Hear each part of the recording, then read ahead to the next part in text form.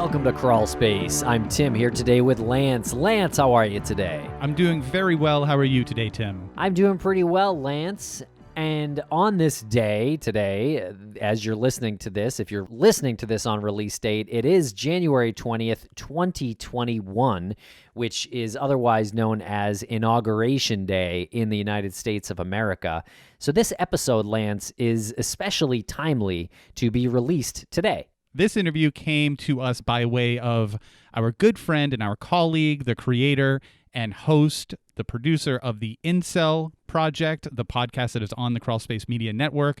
She also has another side project that you can find on the Crawlspace Media Network called Escape Hate, which is part of an organization called Light Upon Light. And we speak with her and the founder of Light Upon Light, Jesse Morton.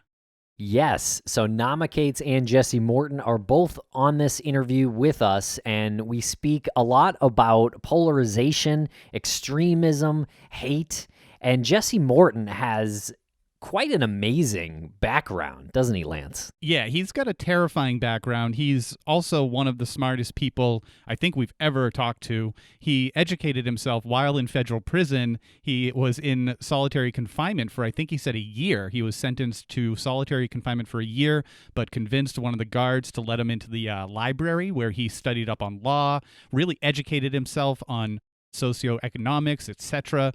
He used to be a prolific recruiter for Al-Qaeda back in the early 2000s, and it essentially started, as he says in the interview, after George W. Bush told Americans and the world, either you're with the terrorists or you're with us.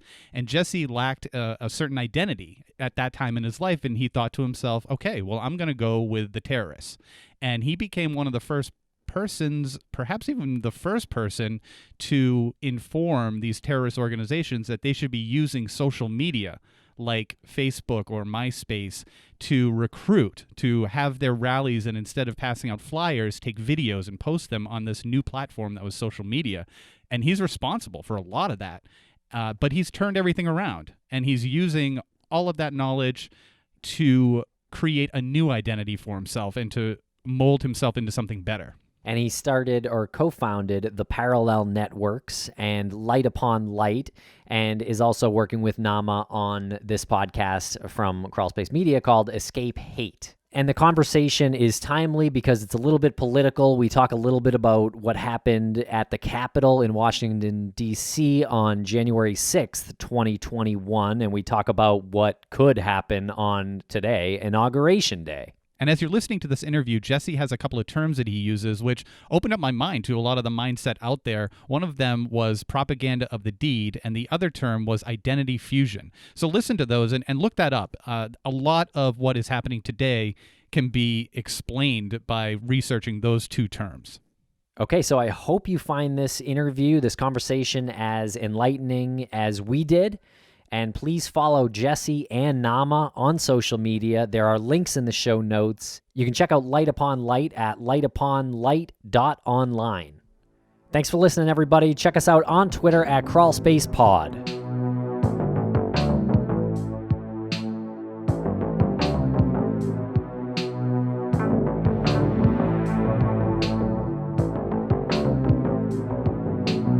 We are being joined now by Naama and Jesse Morton of Escape Hate. How are you both? Good. Very good. Thank you for having us. Thank you for giving us really important information today. I feel like the work that the two of you do is really important in the current climate that is the world and the country today. And, we've known Naama for a few years now with Incel and Escape Hate and the work she's done with Light Upon Light. This is the first time we've met you, Jesse, so very nice to meet you. You have an incredible story, and thank you so much for joining us. Well, thank you for having me. I'm a big fan of the work that you guys do, particularly the work that you guys do with Naama, so I'm honored. Thanks. Cool. Thanks a lot. Well, can you tell us a little bit about how you two came together to start Escape Hate? Yeah, sure. I can start that. We first started talking, I think, over Twitter as the result of the trailer for Incel. It was getting some, pushback, as you guys know. Like, I was getting some flack online for it, and people thinking that like it was going to be platforming dangerous people and stuff like that. And someone that was following me, and Jesse might be able to actually get a little bit more specific about who that was, because I'm not as sure how it came about, if it's relevant. I think told Jesse, like, oh, there's someone doing this work and they're getting all kinds of pushback about it. So that was how we started talking. And when we did, we, like Jesse told me about his story, his work, the approach that he takes. And I really found it sounded really interesting and really promising.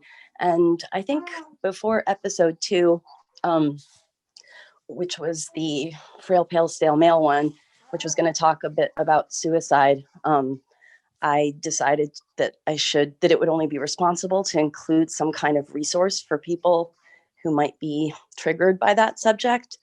And I asked if I could use the Light Upon Light hotline as that resource. So that was how it started. Naama, had you been aware of Jesse before this? Did you have any knowledge of who he was? I made a connection that I actually did, funnily enough, after we started talking, because he'd been in a documentary I saw, I think, on Showtime. So I realized that I did, but that was after we first spoke. And when I realized that, I was like, oh, wow, that's the guy from that movie. Interesting. What was the documentary? Feel free to give a plug. Jesse, do you remember what it was? It was on Showtime. I don't remember the name of it. I think it might have been called American Jihad or something like that. Yeah, it was a documentary called American Jihad, on the evolution of jihadist radicalization in the United States. And for anybody who doesn't know, can you give a bit of a background of yourself, why you're featured on this, and your past with being a recruiter for Al-Qaeda? Sure. I'll give you the 3-minute version, and then if you want me to expound upon that, I'd be happy to. I'm impressed you have a 3-minute version. We'll try to get it out in 3 minutes. It's a lengthy No worries. tale, I suppose you could say.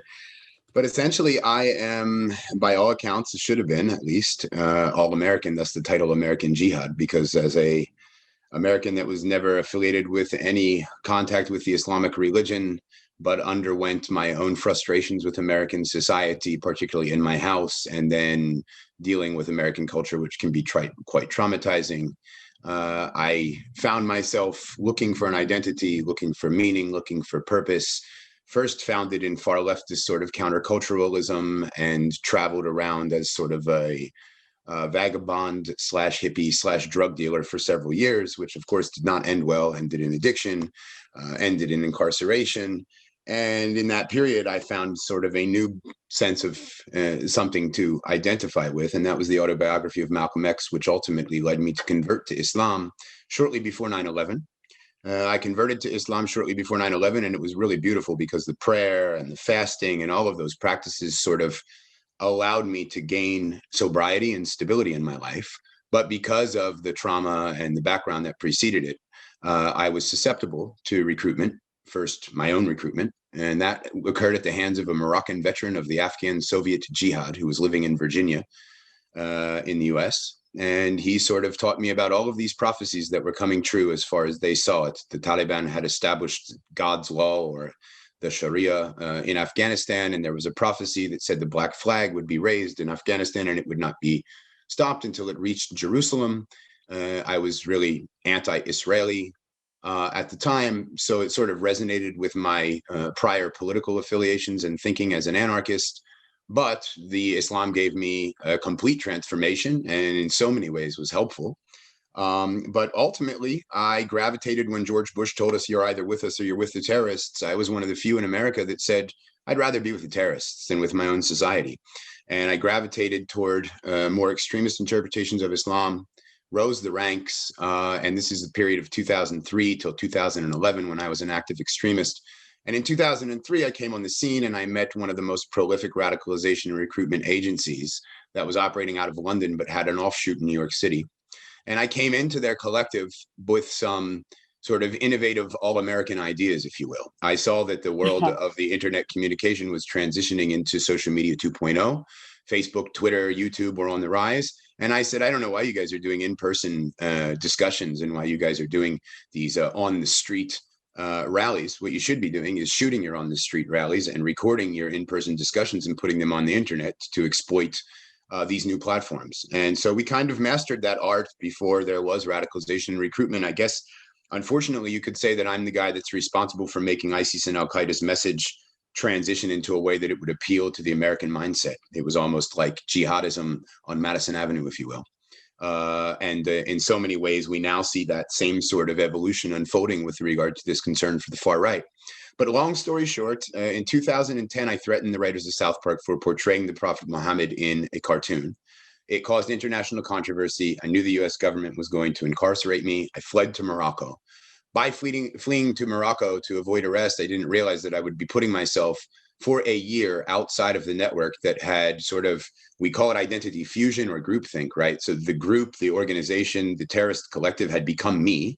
And by separating my body from that and my mind from that with infrequent communication, I started to be able to learn how to think for myself again. And lived in Morocco during the Arab Spring, really re-identified with the value of free societies and individual liberty, but was afraid to change, had to face the consequences of American arrest. They came, they had the Moroccans arrest me. I spent 5 months in a Moroccan prison, talked a lot about theology with a former extremist cleric that I had translated his stuff online and knew very well. Was sent back to the US, housed in solitary confinement for a year, but managed to convince a guard to take me to the law library 4 days a week, 10-hour shifts a day. So 40 hours a week in a law library surrounded by books, including the Encyclopedia Britannica's Great Books of the Western World, biographies of America's founding fathers, basic books on philosophy, real high-level type thinking from like Daniel Kahneman, Nassim Nicholas Taleb, and others that I really fell in love with. And I started to reconstruct an identity around Enlightenment thinking. And I'd go back into the cell for those other hours during the week and read the Quran through an Enlightenment lens. Ultimately, what happened, I was sentenced to 11 and a half years in prison. They were trying to start this thing in the United States out of the Obama administration called countering violent extremism, something nobody had really heard of. And they started to come ask me questions from the government because at some point in time, an FBI agent who was a female realized that like, this is not the same guy that we issued the indictment for. Long story short, some of my students ended up traveling to ISIS, replicating my model, stealing the template that I had created for English language jihadi magazines and other sorts of propaganda outlets, templates, and methodologies. And in my cooperation with government and in my providing guidance on how we might be able to, quote unquote, counter violent extremism here in the United States, I was released early from incarceration and returned to society on March 1st, 2015. And shortly thereafter, not shortly, but pretty shortly, in 2016, I went public as America's first former jihadist and have been working through fits and starts, bursts and falls to combat polarization, hate, and extremism here in the United States. And I run this organization called Parallel Networks, which is running a domestic program called Light Upon Light, which essentially, as the founder of that organization and looking for like-minded individuals based upon what I call my Parallel Networks philosophy, that's how I found Naama, very concerned about some of the things that I was seeing with regard to groups like the incels. I found that what she was doing was completely compatible and ran parallel with the approach that we were trying to take, an empathy-based approach in particular. And we started to collaborate and continue to try to do good work together and look for synergistic capabilities and capacities. Wow. What a story. Where to start on this?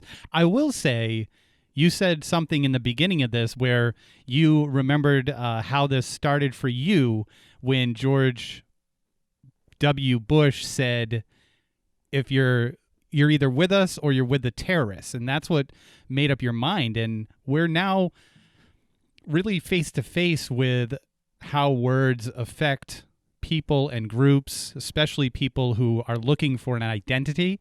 And I don't think that was considered back then when he said that. When he said those words, because he could have said many things to get that point across, but what he said essentially sparked everything you just described to us. How to recruit online, how to manipulate the internet to grow the terrorist cells. I mean, it's incredible. I put more of the onus on a leader of the free world saying something like that without realizing, yeah, it sounds like tough guy talk, but what it's doing is actually giving birth to a whole segment of the population that is looking for something alternative, like yourself.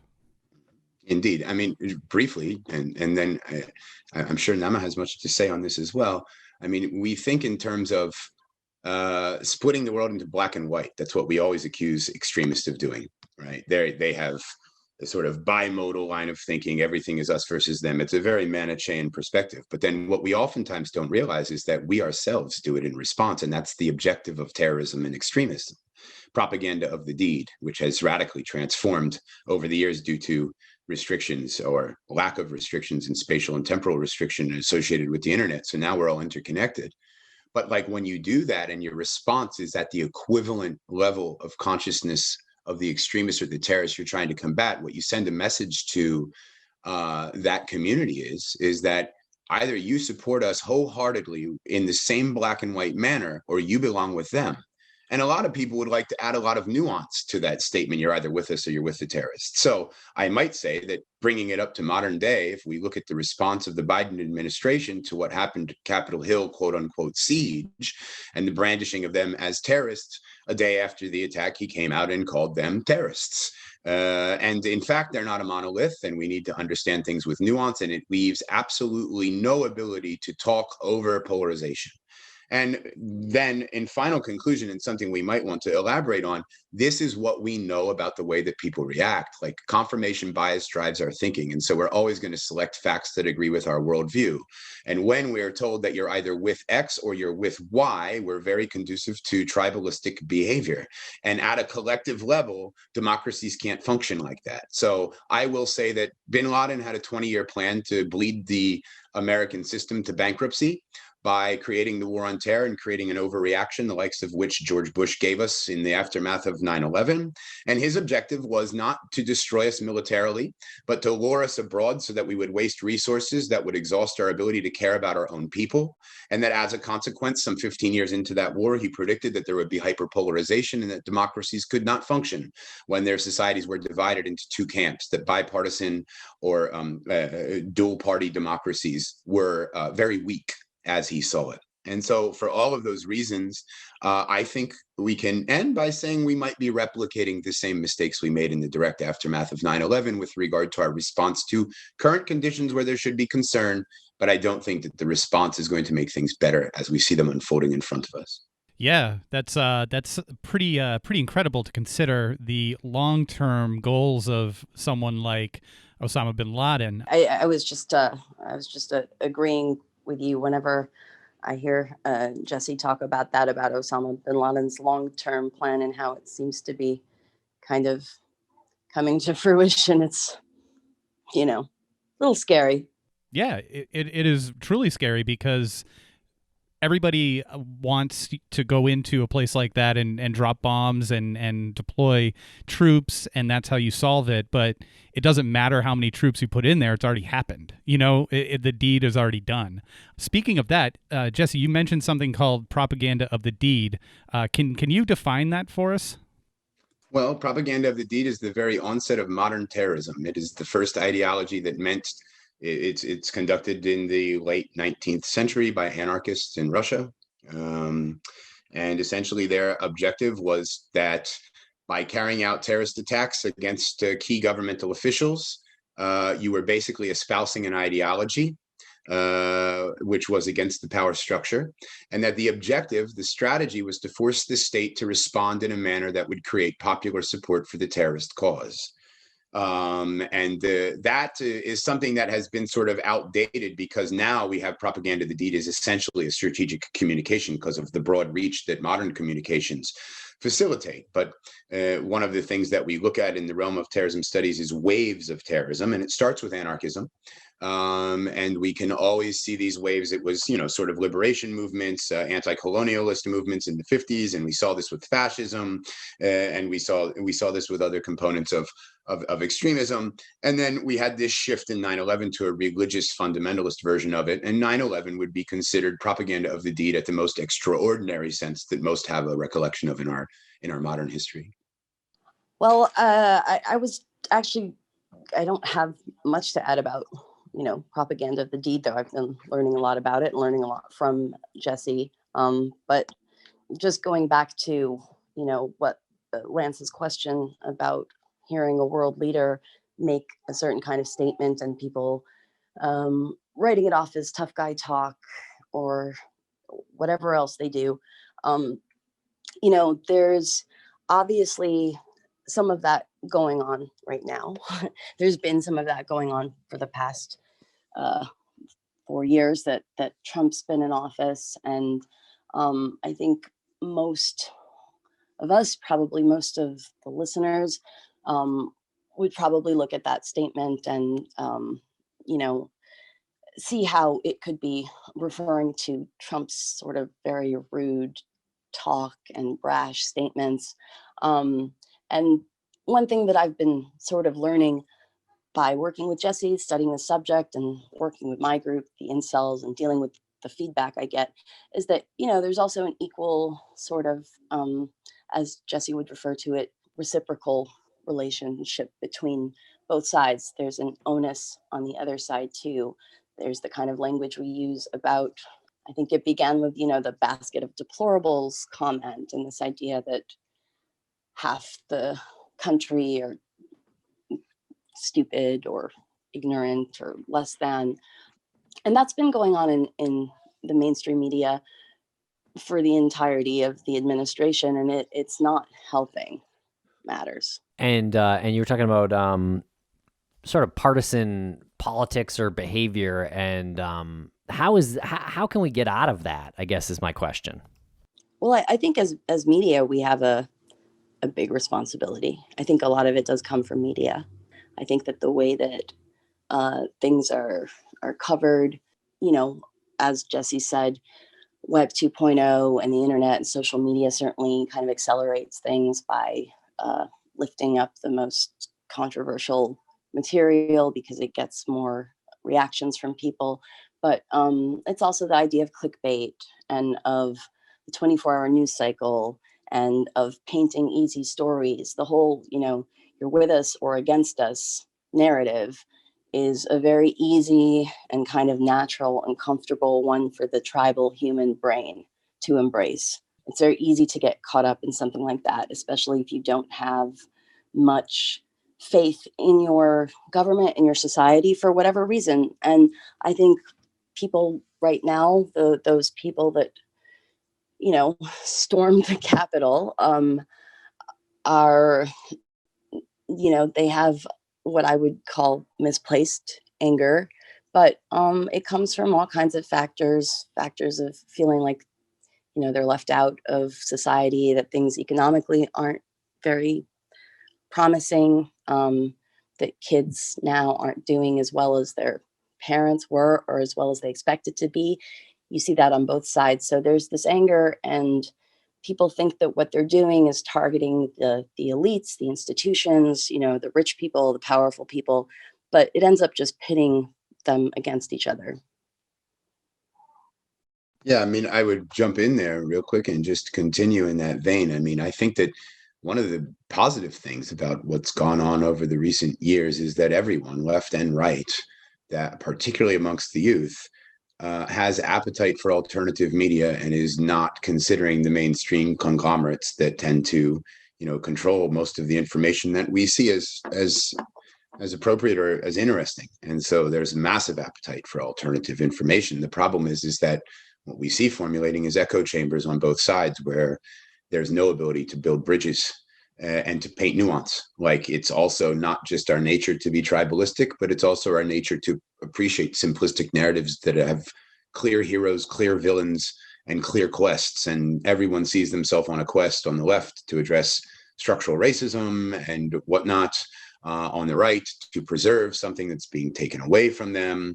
Thereby, if they don't have that villain on the other side, which both sides fulfill the characteristics clearly, then they can't have that quest that can mobilize the ideas to action. However, I agree with Naama. I think that Crawlspace is a good example of a medium and of an organization that is doing so, which is crafting and meeting the demand of people for more appetite for more depth.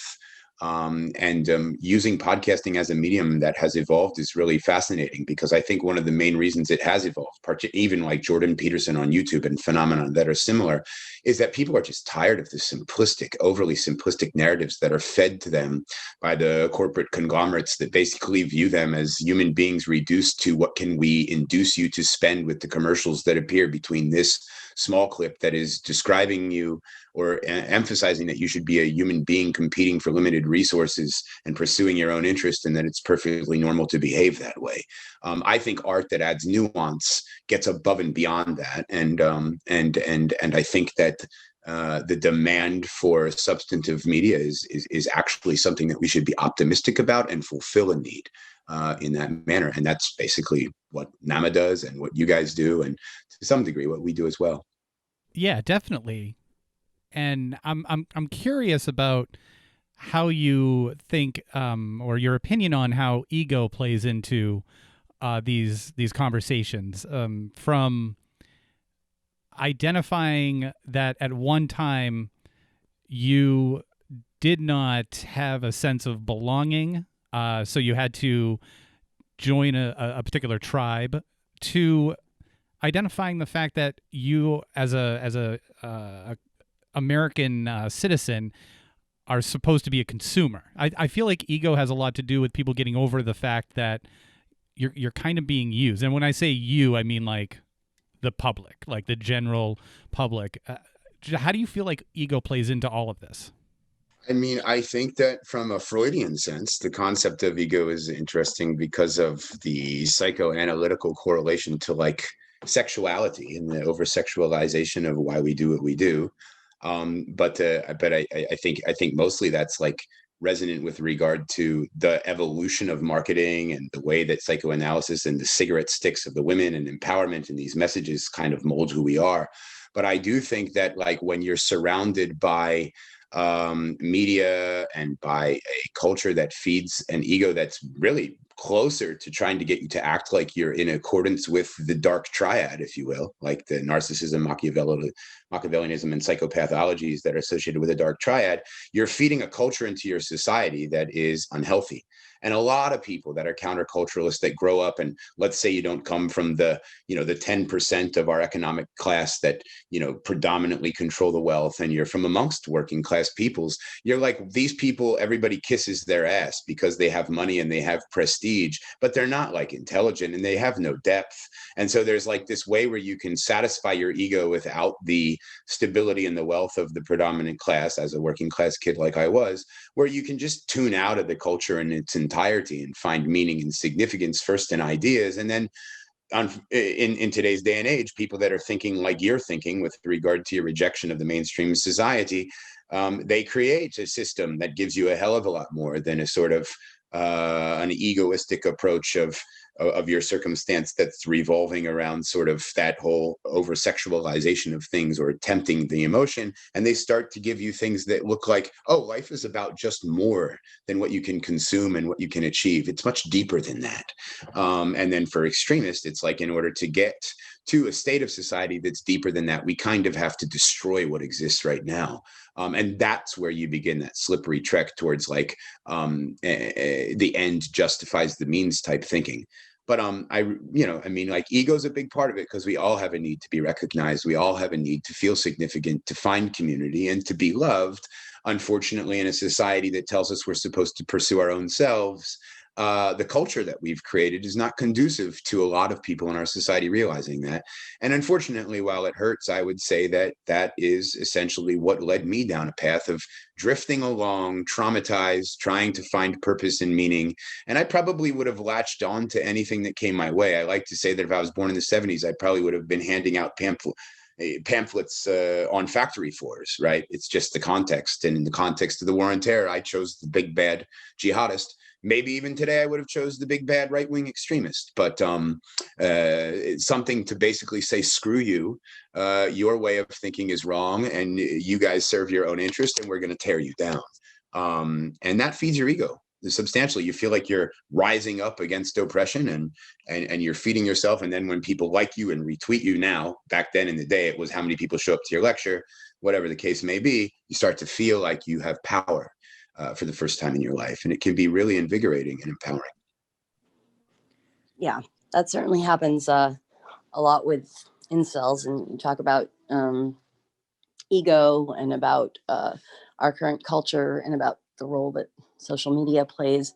They talk about a lookist society, and when everything is about your popularity, and your popularity is maybe in part determined by the quality of your Instagram photos and filters, that's very shallow, and that leads people to feel left out. And when they feel left out, not only left out, but also like their concerns, their grievances aren't even taken seriously at all, but dismissed, of course, a lot of them are going to look for something else, and something very extreme.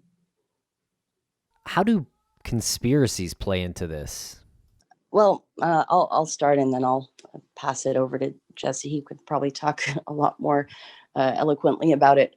I know that conspiracies basically start, from a place of, like we mentioned before, a distrust for the institutions, whether it's mainstream media, whether it's the academy, whether it's the government. There's some distrust of that, and that usually comes from sometimes or oftentimes even legitimate situations, experiences people have had where they feel like they're being lied to. They feel like what they're watching is slick and produced and not telling the truth, and what they're seeing before them, the promises that they're given, aren't kept, and the reality is something very different. So that is the first ingredient for someone to perhaps become drawn to a conspiracy. And then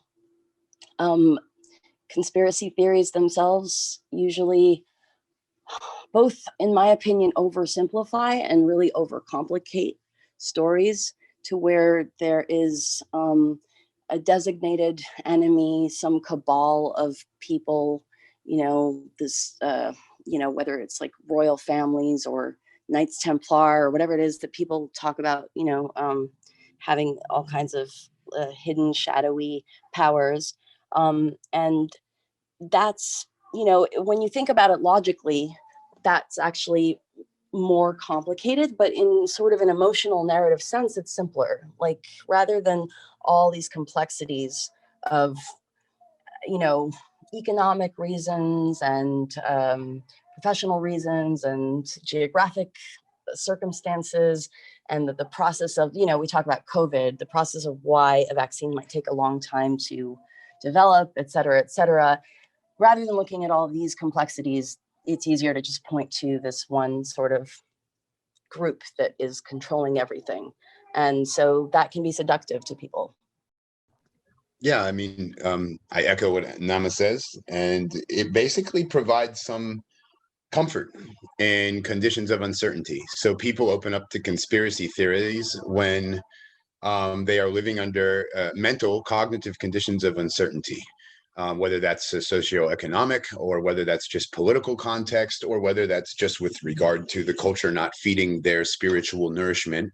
What we say is that they're basically operating from a space in the mind that is in fight, flight, or freeze. They're basically in a traumatized state. And when a conspiracy theory comes, it's like, oh, okay, so I'm not responsible for my own plight. It's not, I didn't do anything. It's these evil Jews over here plotting in secret rooms to implement the protocols of the elders of Zion. And it's a really dangerous way to think. And it creates susceptibility and runs quite compatible to the black and white, us versus them perspectives that we've been talking about throughout this conversation. It also gives people a feeling of like, I'm in on the actual truth. And that's like a feeling of importance that makes people feel elevated, makes people who feel otherwise excluded feel like they're part of this club that no one else really, knows about. Yeah, absolutely. I was going to say, you had mentioned, Naama, that these people are given this perception of what it's going to be, and it's not that thing. And we just were fortunate enough to see that firsthand with the people that stormed the Capitol. They were fed all of this for years, and it built up and built up. And now we're hearing stories about how there might have been people who had cased it, had gone on tours, and had, known the ins and outs of the building prior to this. So it was premeditated. So you're talking about this premeditated thing, this act that was instigated in so many words by the nation's leader. But the reality of it, like you said, is so much different, because none of these people expected that it wouldn't work. That it's what did they expect? Did they expect to go in there and Donald Trump now has another 4 years that, everyone's going to throw their hands up and be like, you guys won. Okay, let's put him back in office for 4 years. The reality of it is you just went into the nation's capital, and now you're not on you're on a no-fly list. Now you are going to jail. And there's pictures of it online of people carrying shit out of there, and the lawyers for these people are saying, well, they just got caught up in the moment. The moment? How long was the moment last? The moment's been lasting like 5 years for some of these people. So, very interesting observation by just bringing the reality to the situation. It's not what was presented. How did people deal with it at that point? Yeah, I mean, it is a culmination of a series of conspiracy theories that go right back to the war on terror and the whole argument over globalists. And globalists can be interpreted as a conspiracy theory that the liberal elite are trying to control our societies, but it also more nefariously typically traces itself back to an anti-Semitic compatibility with the whole Jewish cabal, financiers running the world and exploiting the non-Jewish population, this time targeting white people. In the case of the right-wing conspiracy theorists. But yeah, you're right. I mean, one thing that good propagandists know is the value of a good conspiracy theorist. So Osama bin Laden's conspiracy theory was that the Zionist Crusader Hindu alliance, or what he called the New World Order, was effectively trying to do the same thing with the Muslim world, which was suppress Islam and the ability it had to liberate its people, frame it in a very religious way, and attach itself to prophecy. So these people marched the Capitol because they thought it was prophesized that Donald Trump was going to attain success regardless of the outcome of the election. And the people that were pulling the strings were starting, and we will learn more and more about it. We saw it as soon as the tweet went up from Trump. Trump told them to go wild. He linked to a report from Peter Navarro, which outlined electoral fraud, which gave some sort of an empirical evidence base to the conspiracy theory. And if you linked on the report that was on the stopthesteal.com website, then you could have foretold what we're seeing unfolding now, because that report was hosted on a website called Bannon's War Room. And so Steve Bannon is back in charge, and he has his boy, and the Make America Great Again sort of movement will continue to go on, because they're not going to let these people withhold that belief that, don't worry about it, even though we didn't win our challenge, Trump is still prophesized to return. And that's why it might be a good thing to impeach him, so he can't run for president again in 4 years. But essentially, they're going to continue the trope. We found out yesterday that Trump was in direct contact with Steve Bannon for a long time in the previous weeks, and that they are mending the fracture that occurred. And that's a mastermind. That is an Osama bin Laden with 25% of America's population at his fingertips. And he knows how to run conspiracy theory, and he knows how to mobilize and turn conspiracy theory into action.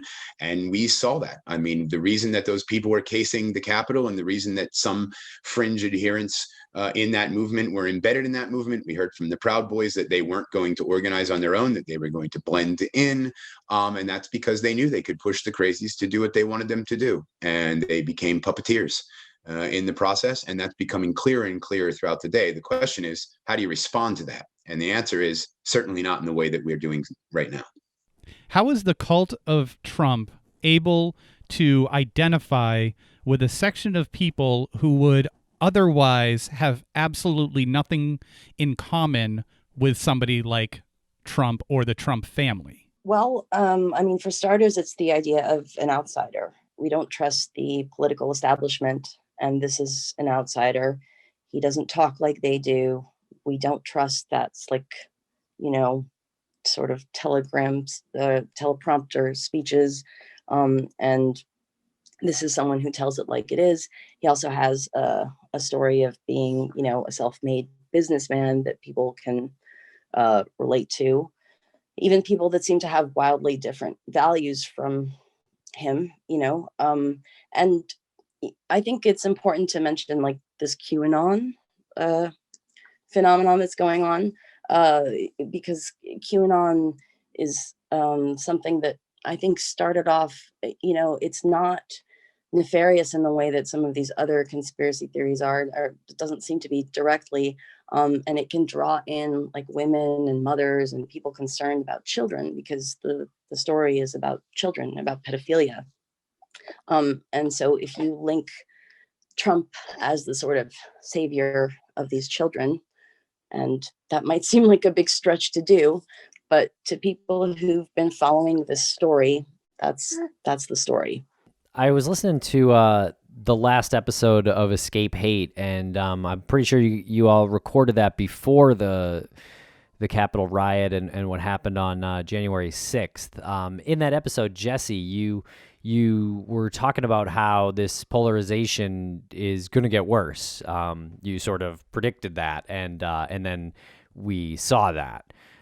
Is that still true, or was that what you were talking about, the Capitol riot? I think that's a manifestation of something that could have been predicted, but we couldn't have predicted when. I didn't think it would happen until January 20th. So I will say I was off by 2 weeks for certain. But that's not, that's irrelevant when you look at the reciprocity of what you call reciprocal dehumanization. So like the real problem that we have when you hyperpolarize a society is that essentially you are looking at your other and you don't realize it, but you're not looking at your other as human beings. In fact, you're looking at them as something that deserves to be silenced. And I don't think that that's just on the right. And I think that the people that are on the right feel that grievance and experience that grievance. And I think some of that grievance is very real. I think people look at them as stupid, uneducated, and think that that they themselves on the left have this ability to think with nuance and to appreciate the grays and to understand like truth and science. And in fact, it's a far cry from the truth. The confirmation bias that plagues both sides' thinking is very cult-like. It's just that on the left, you have a decentralized cult that's based on an ethos, not a personality. And it's dangerous on the right because personality cults tend to become fascism. Right. So like what you have with reciprocal dehumanization is a problem because you get stuck in a trap where there's enhanced dehumanization to the point where it usually leads to civil war. And the trajectories and the evolution of that through threshold analysis and all sorts of heavy duty math, and then applied to the principles of like, how do you stop an epidemic? That in this case is hate, is that you have to be able to see some good in the other side and some negatives in your own side. And that's what it takes. And that's basically what Naama has put together with Escape Hate, is an ability to try to create a small outlet with media that documents that ability, the ability to do that, ability to go outside that black and white paradigm and to humanize all. It's also what I think is most amazing about Naama's work and most beautiful about the Incel podcast is her ability to get people who had probably no interest nor awareness oftentimes of the involuntary celibate community, right? But to then get them reeled into a podcast that portrays the ultimate humanity of us. And when you hear narratives like that, it really touches you and lets you recognize that the lowest of the low, it is the most important that you recognize them, the ones that are missing, the ones that are isolated. And we can't do that. And until we're able to do that and recognize that that occurs on both sides of the predominant political partisan aisles, we're going to see things exacerbate. The reaction to Capitol riots of censorship online is part and parcel of confirming the grievance and confirming the fact that you don't have a right to exist, but we do. There's just as much hateful vitriol associated with far leftist protests. I mean, it's true, they attacked the Capitol building, so they threatened the power structure. So that's a lot more different than taking over like eight blocks of Portland or Seattle and implementing an autonomous zone where people are dying and you're calling the cops that want to go in and save people that are hurt pigs and telling them to get off the premises. I mean, at the end of the day, both sides have done the same thing. The reaction to this case and censoring their right to exist is just another indication that reciprocal dehumanization will take its next step. And ultimately, you either return to some homeostasis where people can talk about their issues and you give them a right to vent so that they have an alternative recourse to violence, or you get civil war. Oh, no, I'd like to add that, since starting the Incel podcast and doing all of this, I've definitely been aware of, the culpability on the left. I mean, we might have had a president who was in power on the right for the last 4 years, but the cultural capital is certainly in the left by far, whether it's universities or media, both of those are overwhelmingly more leftist. And there is definitely hatred, call out culture, cancel culture, real dehumanization of the right as being stupid and as being, having really invalid points of view. And we kind of have to square with the fact that always the population pretty much anywhere is going to be somewhat divided down the middle. So, it's understandable to be tribal, but being tribal in that sense to this extent just doesn't make sense, because it will always be there will always be a struggle between those two in any society, and silencing one side is really never going to be a good solution to that. Yeah, and I want to get your opinion on how to alleviate the fear that is intentionally placed on different parts of society. Like, we're supposed to be afraid of the elite, or we're supposed to be afraid of the left taking our jobs and our right to own guns. Everything comes from this place of, if you don't do X, you have to be afraid of the repercussions. Like, we were told that the suburbs are going to start, we're going to destroy the suburbs. So you got to be afraid for your suburbs now. You have to be afraid for your cities burning down. How do you start to alleviate that? Is it what you mentioned about identifying with what was perceived as the lowest type of person? It being introduced to the incels, for example.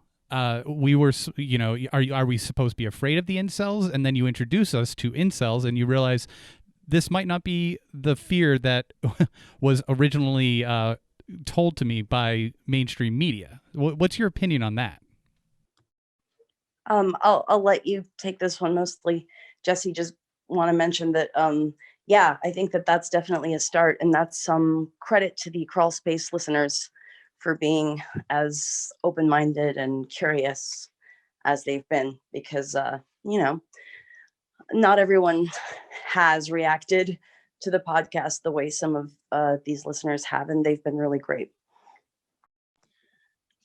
Yeah, and to expound upon that, I do think it's true, but I do think that in general, we might say that creativity is what distinguishes us from acting like an animal herd, and that I think that we have to really appreciate the role that the arts and creativity can play. I think if we really look at social movements that have gotten societies out of messes like this one, there was always a spiritual ethos or something attached to a consciousness that was addressing the problem at a higher order of thinking and a higher order of feeling. And oftentimes that was conveyed through art and medium like podcasting in the current era. Because what we really do need to do is we need to get the depth of a person. We need to get outside of 30-second sound bites that repeat the capital attackers, the capital terrorists, the capital terrorists, but don't give us an insight into who they are. Like, fact of the matter is thousands of people showed up for the Capitol riots. On the periphery of the Capitol riots were thousands and thousands and thousands of people that did not join. And interestingly enough, in the aftermath of hearing about how all of them were extremists, I found an article on the Washington Post that I also shared with Naama that like really brought you back into reality, because there were interviews with pro-Trump protesters that were brown and Asian and African American, and they were explaining why they were there and why they felt stigmatized. And you really got more of like a understanding that this was not a monolith, that we can't start to group people into groups. And once we start to group people into groups, it allows us to not see people as individuals. And if we don't see people as individuals, then we can dehumanize them. But art, if done properly, has typically been the only means of affecting sustainable change in any society, if you really look at it through that lens. So I think we need to return to our creativity, and we need to return to the gift of storytelling, which is something we've been doing since we were sitting around campfires as hunters and gatherers. And we need to really tell stories that tap into a spiritual ethos or a level of consciousness that can show that the people that we're demonizing might not be the demons we imagine them to be. And I think that's the route toward overcoming fear and uncertainty and under current conditions. So the way out of this is listening to people, is trying to understand where they're coming from and at least understanding their point of view. And in so doing, give them an opportunity to express themselves and to be heard. So listen strategically. And as artists, everyone on this call is sort of in the realm of creating media in one way or the other, to allow them to tell their own tale. Yeah, I was going to say that, you know, as artists or the storytellers, the people that frame the story, as Jesse mentioned, using creativity to perhaps tell a story that is compelling, you know, it's framed in a way that's interesting to people, that makes them want to tune back in, that makes them stay on for a subject they might have not otherwise considered, is a power that we have. And what is the background to the title Light Upon Light? So Light Upon Light is an allegory in the Quran. It talks about how God's light, of course, is outside the continuum of space versus time, so it can't be described, but how it manifests itself in several different layers, the final layer of which is consciousness that separates us from the rest of creation, and that is something that we have to grapple with, because it's like Prometheus in a sense. It's a blessing and a curse at the same time. It can be used for good and it can be used for evil, so to say. But that enlightenment is the true purpose of our existence. And then for us, it was appropriate to use as the name of the organization, not just because of my Islamic background, but it taps into a really important quote, I think, that Albert Einstein, from amongst the gems that he left us with, he said that no problem has ever been solved at the same level of consciousness that creates it. So what we need is a new enlightenment. If we're going to get ourselves out of this situation, we need to learn how to come to grapple with the alterations in communication, with the alterations in our societies, and we're still learning how to do so. And I think ultimately, at the end of the day, one way or the other, we will learn how to do so. But I think that the way we'll learn how to do so is to encapsulate and embody what we're learning in the scientific realm and implement it in ways that are creative, and to impart a better awareness of what we're learning about things like consciousness and creativity and art and the human condition. We're actually not in any way, shape, or form pre-programmed to live in a world of survival of the fittest, seeking, you know, our own needs in a world of scarce resources. We're actually programmed, the more and more we learn about it, to be empathetic. And it is our society that covers that. We need to unleash that and get that back. And I think that's the key to the Light Upon Light paradigm, is even if it only ever grows to a point where it influences a handful of individuals or it influences small numbers of individuals, the ultimate intention, the idealistic notion behind it is to help contribute to what could be considered a new enlightenment. Wow, what a wonderful conversation. I have no other words other than to say you both have these incredibly beautiful minds, and it's so refreshing to talk to people like this and to get an answer like that, how much thought was put into the organization Light Upon Light and the mission, and just understanding the entire spectrum of the current state of everything. It's remarkable. I know, and sometimes I feel like I do have an open mind, but sometimes lately with this extreme polarization, I find like I don't want to hear that. So I think that's really interesting to note that you can, that is a good way out of it, is listening and opening yourself up even more. What's next for the two of you? What's next for Escape Hate and Light Upon Light? And when do we get to vote for you for public office? Because I'm already writing you guys in for 2024. Well, that's for Naama then, because as a convicted felon, I couldn't even run for county treasurer, or I especially wouldn't be able to run for county treasurer. Excuse me. If anybody ever brings it up, just tell them it's fake news. Yep, there you go. Irony. Yeah. I mean, next, I don't know. Like, we kind of go not where the wind blows. That's the exact wrong phrase for this, suggesting people that go where it's convenient. But just, have to sort of, this is something that's ever unfolding. And as I wrote to you when we emailed, and I responded and said, like, if we push this to next week, God knows what will happen between now and then.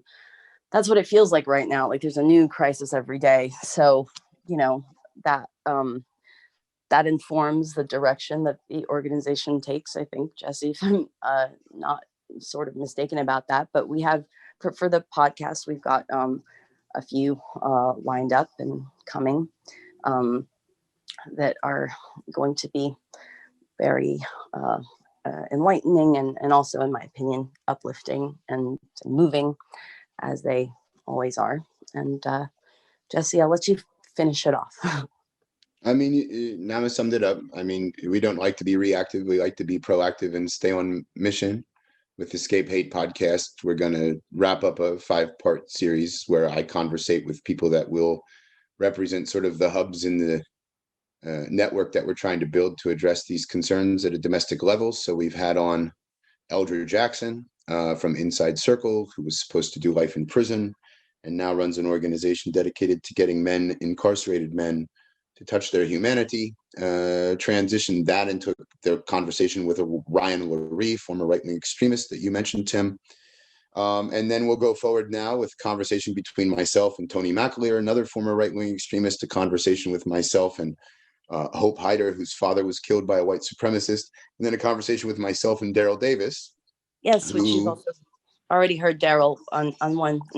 On another episode, yeah. And then we'll get back to the regularly scheduled program, because we're trying to set forth a paradigm of principles with key figureheads that can weave in and re-engage in conversations with Escape Hate as it goes forward, and probably return to the original vision at some point, which is, wouldn't it be fabulous to watch Antifa and Proud Boys talk together in a sophisticated and safe manner? Wouldn't it be fascinating to watch a QAnon conspiracy theorist talk to a professor who has some expertise in conspiracy theories? Wouldn't it be beautiful to watch an incel talk to a female? These are the kinds of conversations that we think can be touching and that can tap into the conversation that we had today. So it's ambitious and it's hard to get anyone to talk to each other these days, but hopefully we'll be able to make use of it to do some good and to continue to paint grays in between blacks and whites, so that we can use those grays to create a canvas upon which we can create that world or that new enlightenment that we're imagining. Wonderful. Brilliant. Well, we live in unprecedented times, and I feel in great hands with the two of you and the work that you're doing. So really, my truly humbled appreciation for coming on and talking with us, and thank you for all the work you've done. Give yourself some credit too, guys. We wouldn't be here if it weren't for the bravery and brass of Crawlspace. And I do want to say that we are honored to be, working on Escape Hate with you guys, and it's great that you guys have given Naama such support as well. So from a distance, Light Upon Light is also grateful and thankful.